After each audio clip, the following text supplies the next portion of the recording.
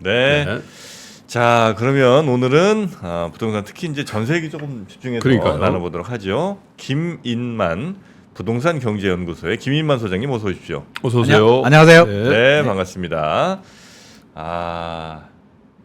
일단 지금 부동산 상황이 일단 매매가는 확실히 좀 계속 떨어진다는 뉴스들이 많이 들리는 것 같아요. 네네. 근데 이제 전세가가 왜 이렇게 계속, 올라요? 올라가는 게 금리 높은데.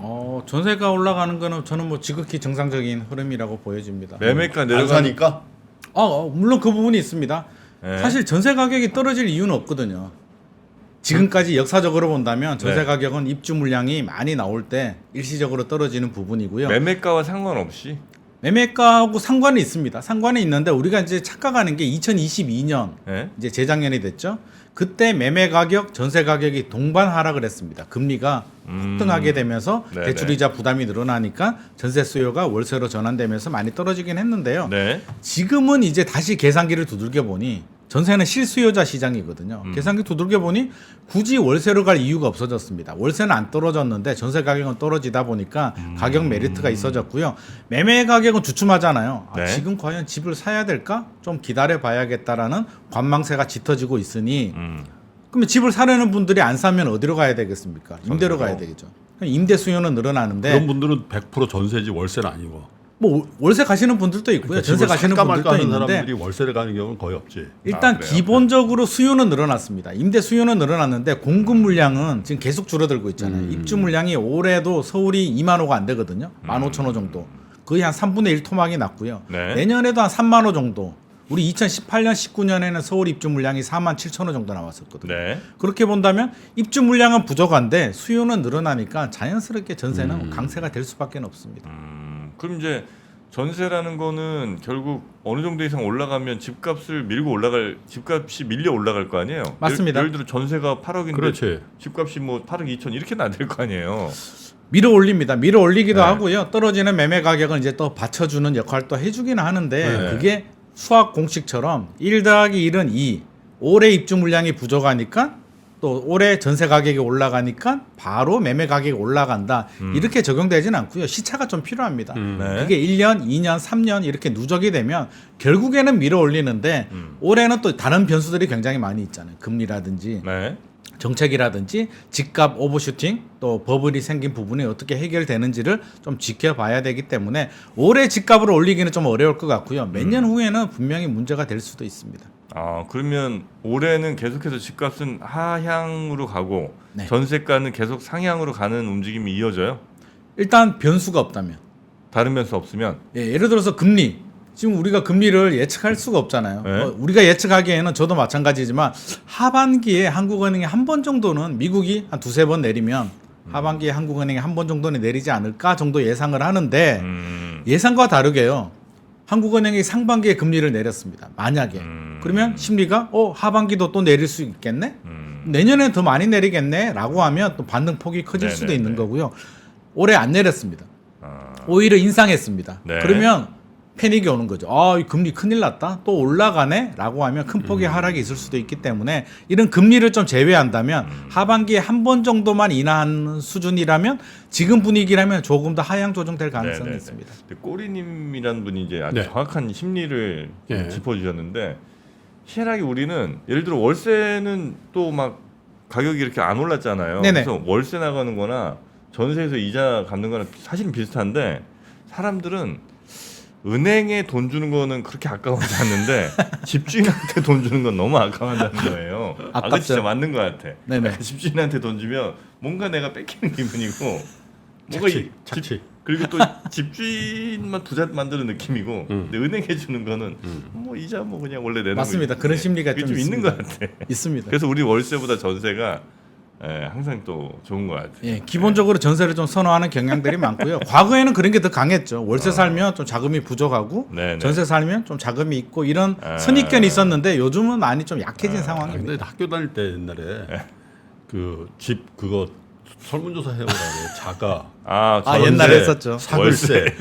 옛날에 그런 조사 맞아. 했었어요. 사글세. 그때 사글세라고 이렇게 동글뱅이 치면서 진짜 자괴감 느꼈지. 사글세하고 참 10달치 먼저 내는 거죠. 그게? 몰라. 네. 그 근데 월세보다도 좀 요즘은 더. 또 인식이 많이 달라져가지고요. 요즘 월세 살면 오히려 강남 쪽은 또 월세도 그러니까. 많이 살고 있거든요. 맞아요. 오 아, 능력 렌트 사러 있네라고 렌트. 또 보는 시각도 있기 렌트, 때문에 렌트. 요즘은 또 그렇지는 않습니다.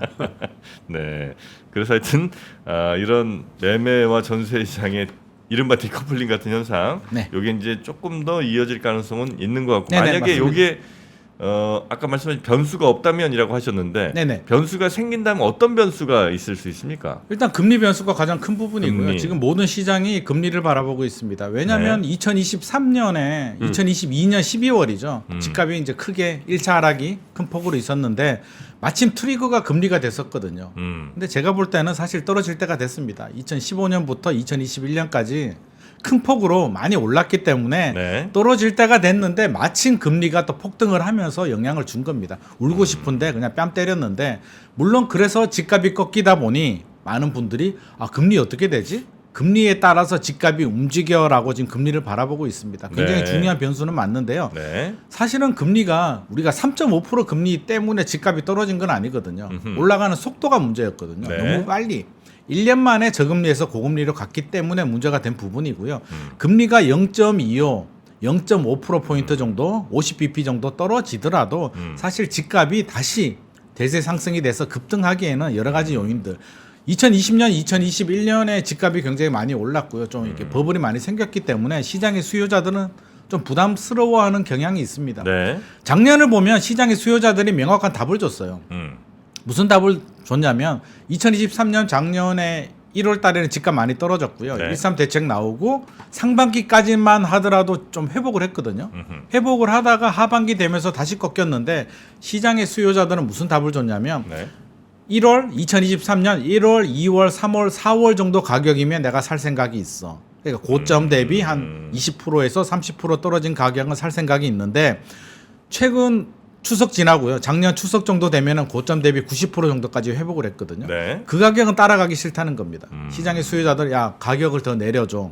더 내리지 않으면 들어가지 않을래라고 답을 줬기 때문에 결국에는 매도자 집을 팔려는 집주인들이 이제 응답을 해줘야 되는데 네. 지금 집주인들은 가격을 급매물로 팔 생각은 없습니다. 그냥 지금 시세 정도로 팔고 싶어서 매물을 내놓고 있는데 호가가 내려가지 않다 보니까 지금 거래가 안 되고 있는 상황입니다. 네, 네. 근데 지금 정부에서 그래도 뭐 부양책 같은 걸 내고 있는 거잖아요. 네네.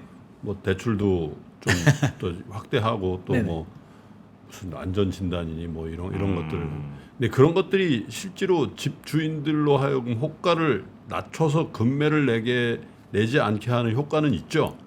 조금 있습니다. 집주인들은 조금 희망을 가지거든요. 안전진단 없이 진행이 되니까 재건축이 진행이 되니까 네. 이거 금매로 안 팔아도 되겠네. 집값이 올라갈 수 있겠다라는 희망 회로를 돌리고 있는데요. 매수자들은 또 반대 의견을 보여주고 있습니다. 안전진단 없이 추진해도 법 개정이 실제로 될지도 모르겠고 재건축은 10년, 15년이 걸리는데 네. 그래서 내가 굳이 지금 분위기에서 금리가 내려가지도 않는데 급하게 움직일 필요가 있을까? 6개월, 1년 지켜봐도 충분하다라는 자신감을 가지고 있기 때문에 시장의 수요자들은 들어가지 않고 있고요. 앞서서 네. 제가 말씀드렸듯이 작년에 실거주 의무 폐지가 무산됐잖아요. 이미 한번 신뢰가 무너졌기 때문에 이번 내용을 보면요. 재건축 재개발은 도시 및 주거환경 정비법 개정이 필요하고요. 취득세 감면은 소득세법 개정이 필요하고요. 주차장법 완화 같은 경우는 또 주택법 개정을 해야 되는데 그거 다 법 개정이에요. 다. 법 개정이 좀 많이 있습니다. 그냥 국회- 주택수 빼주는 부분만 시행령 개정이기 때문에 시장의 수요자들은 지금 총선 앞두고 현실적으로 국회가 이걸 통과해 줄 리도 없고 총선 총선 전략이에요. 지나고 총선 봐야 전략이다. 되는데 총선 지나고 어떻게 될지도 모르는데 우리가 굳이 흥분해서 지금 움직일 필요가 있겠냐라는 반응을 보이고 있습니다. 네, 네. 근데 그 2020년인가요? 그 왜 저 전세 계약갱신 청구권 뭐 이거 이제 네네. 적용되기 시작한 서로부터 지금 이제 한 4년 정도 지난 4년 거잖아요. 지났죠. 네. 이제 올해 여름 이후부터 집주인들이 그러면 좀 전세가를 더 올려서 부를 가능성이 좀 있나요? 뭐 없다라고 할 수는 없습니다. 전세 가격이 이제 2022년에는 많이 떨어졌는데 최근에는 좀 많이 올라가는 추세고요. 이게 맞물립니다. 수요는 늘어나고요. 입주 물량은 줄어드는 상태에서 2020년 8월에 2+2 계약갱신 청구권이 도입이 되면서 사실 네. 왜곡이 많이 됐거든요. 그때 좀 많이 올랐습니다. 야, 4년 동안 못 올리니까 기회만 되면 올려야지 하고 지나치게 많이 왜곡됐던 부분이 2023년, 2022년에 문제가 됐던 부분이고요. 네. 지금은 많이 정상화가 됐기 때문에 이제 다시 갱신 기간이 되면 집주인이라고 해서 마음대로 올리지는 못하고요. 주변 시세 정도 보고 조금씩은 올릴 텐데 그래도 조금은 올라갈 가능성이 있습니다. 그럼 뭐 이 부분은 크게 뭐 가격에 많은 영향을 줄 그때 너무 과잉했던 것 같아요. 그렇죠. 그때 너무 과잉이었고요. 지금 분위기에서 시장의 분위기를 봐야 되는데 집주인이라고 해서 이렇게 껑충 올려버리게 되면 시장의 수요자들은 그냥 월세로 가든지 안 가든지 충분히 선택지가 있기 때문에 네. 우리가 우려하는 것처럼 뭐 급등할 가능성은 없는데 이게 입주 물량도 지금 한 3년, 5년 동안 지금 부족이 예상이 되고 있기 때문에 네. 제가 볼 때는 전세 강세도 생각보다 좀 오래 갈 수는 있습니다. 과거 사례를 보면 2010년, 11년, 12년도 주택 매매 시장은 굉장히 어려웠는데요. 전세는 2016년까지 전세 난이었거든요. 그 전세 난이 2017년부터 매매 가격을 밀어 올렸기 때문에 네. 지금 또 이게 누적이 된다면 몇 년 후에는 또 집값을 올릴 수도 있습니다. 그래서 정부는 조금 더 신경을 좀 써야 되지 않나 예를 들면 싶습니다. 전세가율이라는 게 있잖아요. 네네. 매매가 대비해서. 네네. 그게 지금 추세적으로 굉장히 많이 올랐어요. 굉장히 많이 오르진 않았고요. 아니, 그 집값은 기본- 빠지는데 이건 올라가니까. 근데 집값이 빠졌다가 다시 좀 회복을 했기 때문에 집값이 좀 더 빠져야 되는 부분이 있고 아파트는 기본적으로 전세 가율이 한 50% 정도인데 최근에는 한 40%까지 내려왔다가 다시 이제 50% 수준 정도로 회복이 된 상태고요. 네. 아직은 뭐 위험하다 이런 수준은 아닌데 이게 지속이 되면 55%, 60% 이상 넘어가게 되면 또 갭 투자할 수 있는 좋은 환경이 좀 만들어질 수도 있습니다. 그럼 아직까지는 지금 뭐 갭 투자나 이렇게 좀 투자적으로 접근하는 저 부동산 플레이어들은 별로 없는 상황이죠 지금은. 아직은 그렇습니다. 아직은 여러 가지 여건도 고금리도 해결되지 않았고요. 집값이 조금 더 조정이 돼야 되는데 집주인들은 아직은 조정해 줄 마음이 아직은 없어 보입니다. 그래서 일단 시장에서는 지켜보고 있는 부분인데 네. 이 줄다리기 게임이 누가 승자가 될지는 뭐 정책이나 금리에 따라서 달라지는데 저는 이번 조정장은 지금은 그동안 2021년까지는 집주인들이 매도자들이 이기는 매도자 우위 시장이었는데 지금은 매수자 우위 시장이기 때문에 결국에는 집주인들이 호가를 조금 양보해줘야만 거래가 늘어나지 않나 싶습니다. 그런 건 보통 선도하는 데가 역시 뭐 강남 송파 뭐 이런 데예요? 아니면 오히려 다른 외곽 지역에서 더 빠르게 일어납니까? 기본적으로 이제 핵심 지역이라고 하는 강남 3구가 좀 움직여줘야 되는데요. 네. 서초구 강남구는 약간 뭐라 그럴까요? 약간 그들만의 리그? 요즘 말로 그 사세? 뭐 그들이 사는 세상 뭐 이런 느낌이기 때문에 네. 2022년에도 크게 많이 떨어지진 않았습니다. 그래서 시장에 지금 당장 큰 영향을 주지는 않고요. 오히려 송파구 움직임을 저는 좀 예의주시하고 있는데 송파구는 주택수도 표본 주택이 좀 많아요. 많죠. 많고 서초구 강남구처럼 약간 그들만의 리그는 아니기 때문에 송파구 집값이 최근에 좀 조정을 보이고 뭐 있거든요. 엘스라든지 이런 데 말씀. 맞습니다. 엘스, 리센츠, 뭐 파크리어도 있고요. 헬리오시티도 있는데 작년 추석이죠. 2023년 추석 이후에 집값이 지금 조금씩 떨어지고 있는 추세이기 때문에 네. 송파구 흐름을 보면 저는 서울의 아파트 시장 분위기를 알 수 있을 것 같습니다. 송파구를 좀 잘 봐야 거기에 전세가율도 중요하겠네요. 엘스에 맞습니다. 엘스 30평에 사는데 전세로 네네. 계속 보고 있다는 거야. 이렇게 맞습니다. 매매가가 전세가 얼마나 붙는가. 네. 그리고 서초구 강남구 같은 경우는 사실 뭐 압구정이나 너무 차이 많이 여의도도 나니까. 마찬가지고 반포도 그렇고요. 그걸 가지고 주택시장 분위기를 체크하기에는 그쵸. 현실적으로 좀 맞지 않습니다. 워낙 또 구축이 많고 하니까. 구축도 많고 또 워낙 부자 동네이기도 하고요. 네네. 시세도 높고요. 또 재건축 호재도 있기 때문에 지금 현장 분위기를 반영하지는 않습니다. 또 저희 방송 또 정부에서 보시니까 지역별로도 짧게 한번 좀 짚어주신다면 부산이라든지 뭐 대전 뭐 이렇게 좀 큰 도시들은 대략 어떻게 갑니까 지역? 지금 다 어렵습니다. 통계를 보더라도 다 전국이 다 마이너스입니다. 유일하게 상승인 지역은 지금 강원도하고 대전만 부동산원 통계를 보면 플러스 전환이 됐는데요. 괜찮잖아요. 청주. 청주도 조금 괜찮습니다. 조금. 뭐 엄청난 폭등이라고 볼 수는 없는 거고요. 전체적으로 보면 2020년, 2021년이 전국적으로 다움적이었기 때문에 지금은 네. 약간 좀 조정이 받는 분위기고 지역별로도 부산이나 대구 같은 전통적인 강세 지역들은 지금 굉장히 어려운 상황이고요. 그 외 지역들 뭐 대전이라든지 세종시는 조금 어렵습니다만 편차는 있는데 통계를 보면 전체적으로 약한 마이너스 정도에서 지금 보합 흐름을 보이고 있습니다. 근데 대전 강원은 왜 좋아요? 대전도 뭐 엄청나게 좋은 건 아니고요. 서울보다 조금 낫다. 아. 수도권 지역보다 조금 낫다는 거고요. 네. 전체적으로 고금리는 해결되지 않았잖아요. 네. 금리는 전국이 공통사항이고 2020년, 2021년에 전국이 오버슈팅이 됐기 때문에 네. 이번에는 과거에는 서울이 먼저 오르고 지방이 좀 조정되고 이런 좀 디커플링 현상이 있었는데 지금은 전반적으로 같이 움직이고 있는 대구 상황이에요. 어때요? 대구 어렵죠. 대구는 여전히 어렵습니다. 참 이게 미분양도 많고요. 2025년까지는 좀 어렵지 않나 예상이 됩니다. 아니 금리가 방향만 꺾이면 돼요? 아니면 예, 고금리 지금 수준이 뭐 얼마나 됩니까? 한 6% 돼요? 주담대 기준? 주담대는 지금 한 5%, 4% 후반대, 5% 초반대가 하단 금리고요. 좀 상당 금리는 조금 더 높게 한 6%, 예. 7% 그러니까 거기서 나오고 어느 있습니다. 정도 내려오면 뭐 시장이 확 바뀝니까? 시장이 확 바뀌려면 사실 하단 금리가 3% 이하 정도로 내려와줘야 되는데 사실 기준금리가 지금 3.5인데요. 기준금리가 2% 이하로 내려와줘야 되는데 현실적으로는 저는 1년, 2년 내에 기준금리가 2% 이하로 내려가기는 좀 어렵지 않나 싶고 시장에서 원하는 건 두 가지죠. 일단 기조가 좀 바뀌어야 됩니다. 네. 한 번 내리고 두 번 정도 내린다면 내려갈 수도 있겠다라는 희망, 기대감. 시장은 주식도 마찬가지일 거예요. 아마 기대감에 먹고 살거든요. 그래서 기대감이 좀 생긴다면 집주인들도 좀 용기를 가질 수는 있는데 아직은 기대감이 생길 만한 시그널은 나오지 않고 있습니다. 네. 아니 근데 예를 들어서 뭐 5%대 뭐 3%라 그냥 하면 한 2% 포인트 차이가 나는 거잖아요. 네네. 그 정도 차이로 시장이 어마어마하게 바뀌어요? 이게 여러 가지가 맞물려야 되죠. 네. 지금 시장의 수요자들은 자 생각해 보면 제가 뭐 엘스 잠깐 예를 들어 보면은요. 잠실 엘스가 워낙 대표적인 아파트니까요. 네. 최고가가 27억 정도 거래가 됐습니다. 30평. 예, 전용 84, 34평이 2021년에 27억 거래가 됐었고요. 2022년 12월 1차 하락 때 많이 떨어졌을 때 19억까지 떨어지다가 24억 정도 거래가 되고 요즘 주춤하는 상황이거든요. 네. 자, 금리가 2% 정도로 떨어졌다라고 하면 좀 도움은 됩니다만 만약 시장의 수요자들이 그럼 엘스가 지금 사서 24억에 사서 한 35억 갈 수 있을까? 사실 그럴 자신은 아직은 없거든요. 시간이 좀 더 필요한 부분이고요. 손해 보진 않겠으나 우리가 투자를 하는데 24억짜리 아파트를 사는데 취득세 내고 대출이자 내고 종부세 내고 팔 때 양도세를 내야 되는데 30억 이상 간다라는 자신이 없다면 확실하게 들어오지는 않을 것 같습니다. 실수요자 위주로만 30억을 은행에 맡기면은 지금 한 4% 4% 정도 나옵니다. 1억 2천씩 나오죠. 네, 맞습니다. 1억 2천. 30억을 맡기면 네, 1년에 1억 2천 나오거든. 네. 그러면 월천이야. 네. 월천. 네. 월천을 네. 버느냐 아니면 그걸 집에 담궈 놓느냐. 그래서 결국에는 30억, 35억 올라간다라는 한 몇 년 내에 35억 간다라는 자신감이 있을 때 공격적으로 들어오는데 아직은 시장 여건이 그렇지는 않은 것 같습니다. 거기 월세 얼마면 살죠? 어디? 엘스요? 엘스?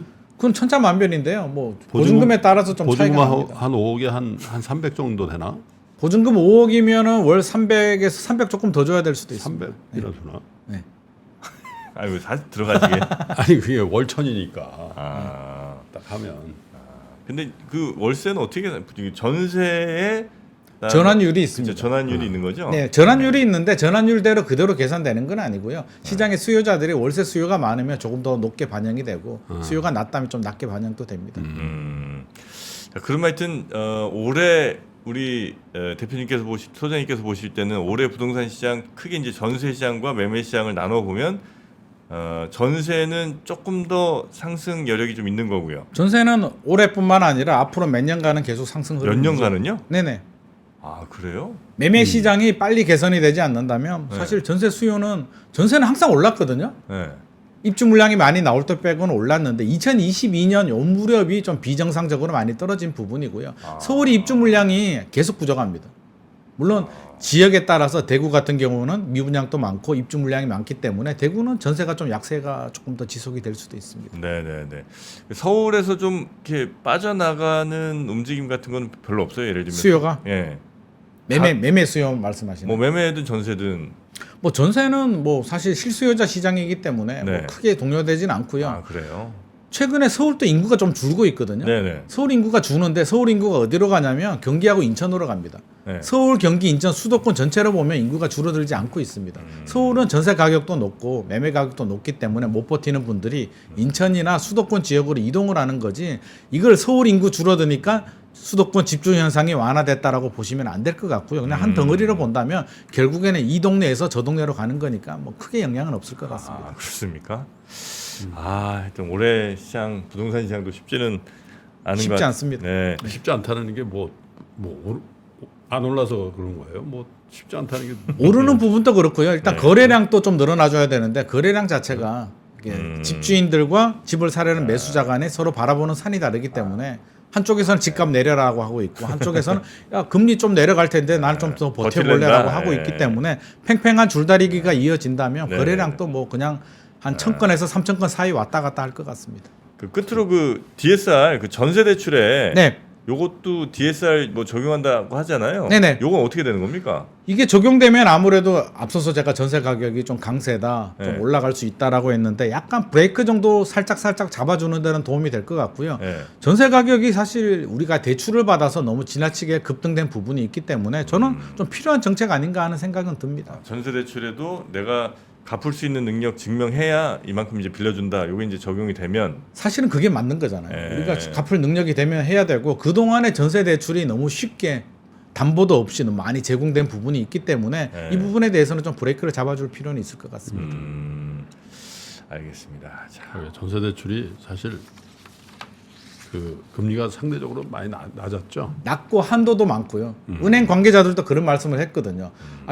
다른 대출들은 굉장히 꼼꼼하게 까다롭게 심사도 하고 한도도 보는데 맞아요. 전세 대출은 아니, 말도 안 되게 이렇게 너무 쉽게 해준다라는 이야기가 있었기 때문에 이제는 좀 관리를 해야 되지 않나 전세 싶습니다. 대출은 이제 어쨌든 이 사람이 저 원유 생겨도 그 그렇죠. 집주인한테 받는 거니까 뭐 받는 건데 결국에는 그런 게 이제 뭐 역전세, 깡통전세 또 빌미를 네, 그런 제공해준 것도 부분도 맞아요. 있기 때문에 사실은 관리가 필요하죠. 알겠습니다. 자, 올해 부동산 시장 뭐 특히 이제 전세가 주는 여러 가지 영향에 대해서 조금 더 오늘 집중적으로 살펴봤고요. 오늘 함께 해주신 분은 김인만 부동산 경제연구소의 김인만 소장님이었습니다. 오늘 대단히 고맙습니다. 감사합니다. 감사합니다. 네.